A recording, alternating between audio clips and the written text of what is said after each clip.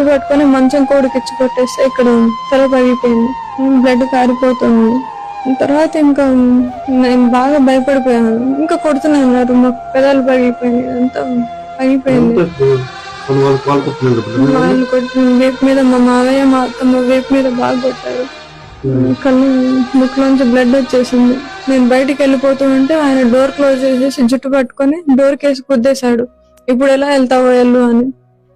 కింద పడిపోగానే మళ్ళీ కాళ్ళతో పొట్టులోకి తంతున్నాడు.